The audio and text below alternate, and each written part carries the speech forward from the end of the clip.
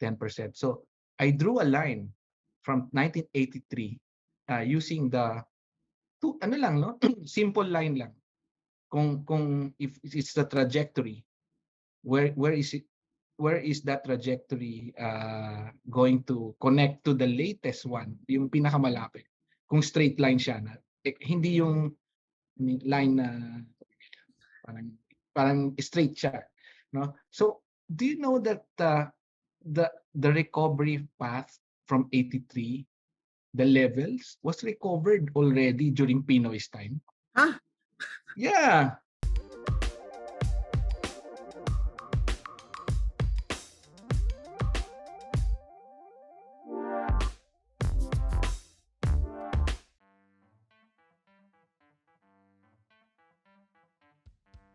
If you are able to use it as a medium of exchange, which is what it's supposed to be doing by now, no, that would help, no, kung ginagamit. Kaya lang, pero kasi most people don't, they buy it to keep it.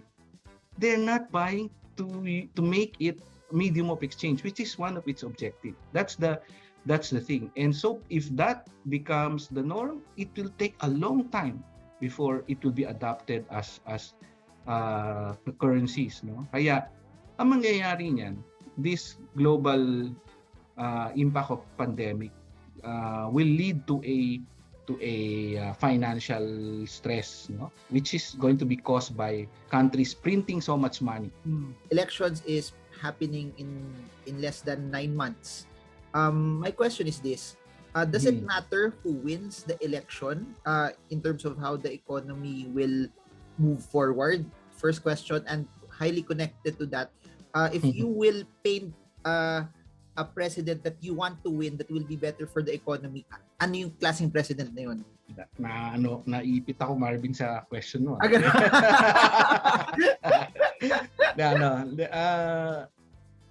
First question, it will matter who wins because what is happening is that we need an administration that knows exactly what they want to do to get us out of the negative impacts of the pandemic.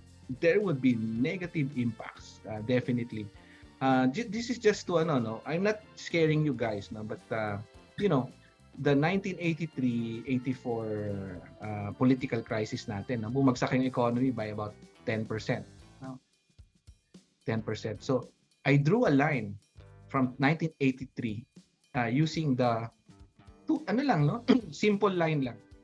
Kung if it's the trajectory, where is that trajectory going to connect to the latest one, yung pinakamalapit. Kung straight line siya na hindi yung line na parang straight siya, no? So do you know that the recovery path from 83, the levels was recovered already during Pinoy's time? Huh? Yeah. Yun yung sinasabi natin, no?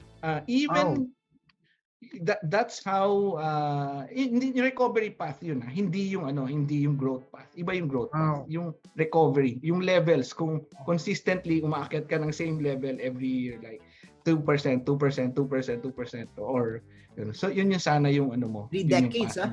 Wow. Yeah.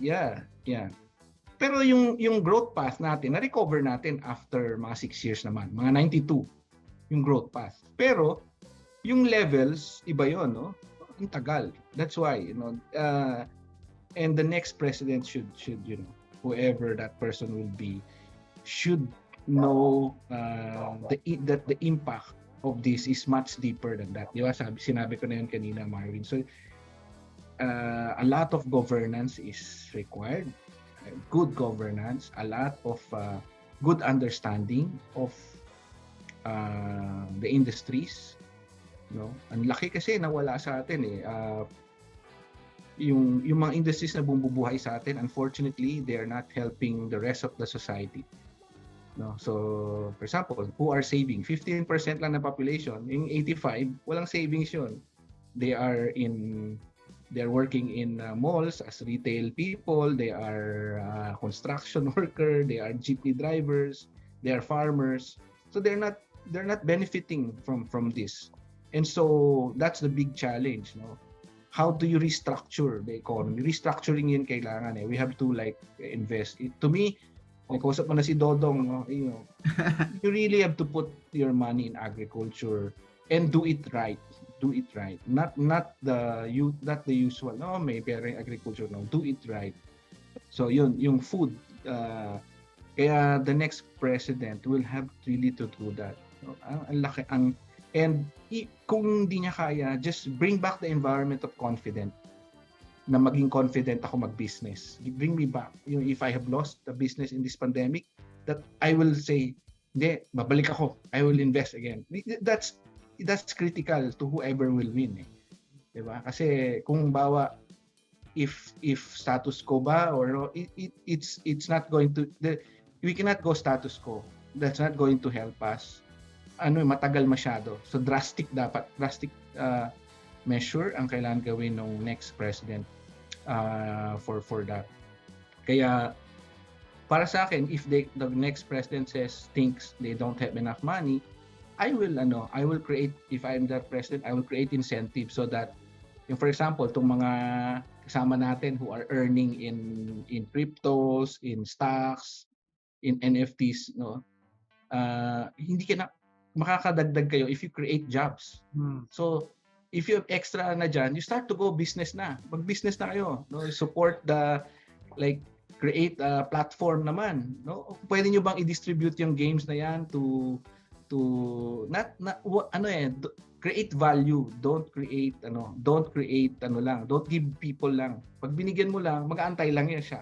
But if you help them create value, like giving them job opportunities, yon. I think that's you have to pay it forward na, no? Because I think especially of us na okay naman, we have to pay forward. So the next president should create that environment. Now who will what kind of character that next president will have? Dapat very firm, no? Very firm, but at the same time, anong tamang term doon? Consultative, no? Talking to everyone. Especially yung most affected by sector. I mean, when the time of FBR, gusto ko yung time ni FBR. You are still elementary noon, Marvin. FBR, when he was president, he created like a summit, no, the food summit. So he consulted the farmers, no, then manufacturing summit, parang ganon. So he does summits after summits every year, which is very consultative, and that propelled us to recovery, no? Kaya yung Asian financial crisis hindi tayo masyado tinamaan kasi ang ganda nung mga consultative process. People knew what is happening in government, so they have confidence. So that to me is very important. A consultative president, a firm president, firm in firm in the convictions, but willing to listen, no? Kaya nga consultative, you will to listen. Yan. And then siguro yung sinabi ko kanina na that president should have a very good grasp of our problems in the structural problems natin. So is it possible also that given that malaki na yung binagsak natin, that we don't go any lower naman, whoever's there, or is there a chance that baka if the wrong moves are done, parang it might hurt the economy even more? Hindi na siguro. I think we have hit the bottom, but unfortunately we cannot continue to win the bottom naman ba. Diba? Gusto naman natin no, in our lifetime we want to see naman, kasi actually yung derailment na ito, the Duterte is the beneficiary. The Duterte administration is beneficiary of that yung growth path na yun Sila yung nag-benefit kaya lang the pandemic is beyond their control.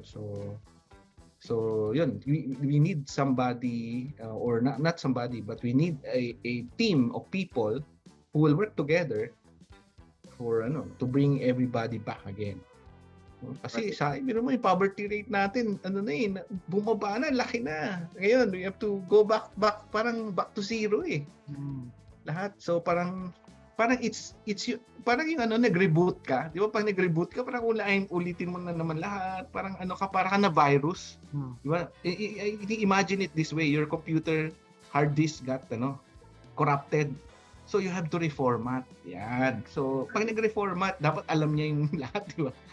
So hindi pwede mag-reformat na back to zero lang. Alam mo na yung gagawin. Kasi kung magre-reformat siya tapos ngayon pa lang siya mag-install uli, hindi niya pa alam. Nako, yun. We cannot wait, no? Final words for Filipinos watching this, given all that you said, na given, naalala ko pa, before we did the lockdown last year, one or 2 days before the lockdown, tayo isa sa pinakauna nag-video noon, and we're here right now 18-19 months after. We're still here.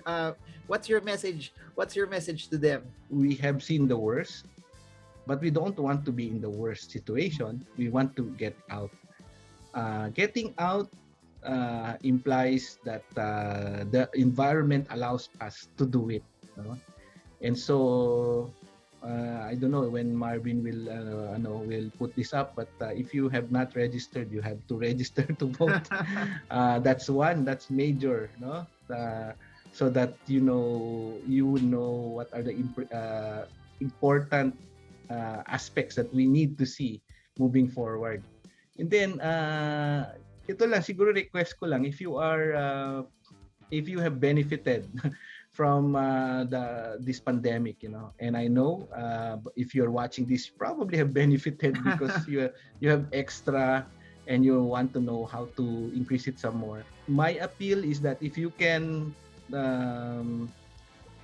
transition some part of what you have gained already towards job creation, so create a business that will hire people, that will generate jobs for many people who have, a lot of people have lost their jobs and probably will not get them back. Kung for example, if you can do a bike rental, parang gano'n, so may mga taga-bantay, di ba? So parang ganyan. I've been thinking of small businesses that can hire 1 or 2 people, give them something to earn, di ba? And ayoko lang yung bigyan mo lang siya, kasi then wala uli siyang pakakain, ibibigyan mo uli siya, di ba? But if you create some kind of economic activities for people, it will mean a lot, and they will not kasi baka maging frictional yung unemployment, meaning they will hindi lang frictional, yung discourage, no? We don't want to discourage work. So discourage siya, hindi na siya mag-work, magantay na lang siya ng ayuda, which is not possible always, because we don't have that much resources as a nation. So this is my request, if you have like that. So anyway, I think Dodong will be one of your guests in some time. He will also talk about entrepreneurship, I'm sure. No? We are one in this. We keep on thinking of how to create opportunities to create value and then hire people. Yun, yung kahit 1-2 tao lang ma-hire, malaking work, malaki na yun. Nag-multiply ka na into 2 di ba? 3 na kayo, parang Got it. Yeah. Any plans to accept a position in NEDA, just in case? I'm open to help government in whatever way, whoever wins. Okay ako tumulong. But I can only do so much. I can share what I know, but ultimately, whoever wins, they have to make the tough decisions. Got it. Very tough. There are a lot of tough decisions for the next administration. How can people reach you? Do you still do your YouTube videos, Facebook, anywhere, any avenue people can get in touch? I still have my YouTube. I have not updated it kasi I think those are fundamentals lang naman na ginawa ko. You can always watch it. If you want to learn economics, it's still there. Your Everyday Economist, my YouTube channel. Some of you want to request for some topics, pwede naman. Like, I can share with Marvin naman. But hindi ako masyado nang gumagawa muna ngayon kasi nagre-research ako. I'm doing a lot of research. But I think it's very helpful already. So, you can learn a lot of things there But siguro once I finish my research, I'll think of adding new topics. Like yung mga pinag-usapan namin ni Marvin. Kasi I don't want to na-invite naman ako ni Marvin, mas marami nanonood. Ang konti lang nang nanonood sa channel ko. Kaya nga guys, after this, lahat ng inabutan nito, please subscribe and please watch. So, panoorin nyo yung buong video para ma-promote yung YouTube algorithm. And to everyone, if you have questions, feel free to put it in the comment section below. I hope that madami kayo natutunan. It was quite a broad range of topics that we talked about, which I think is very relevant wherever you are in life, either entrepreneur, investor, or just someone that really wants to know about what's happening in the Philippines and beyond. So thank you so much, Dr. Alvin Ang, for joining us. It's always a pleasure. And to everyone watching this, I hope this video helps you trade well, trade strong, trade smart. See you all again soon, and God bless you all.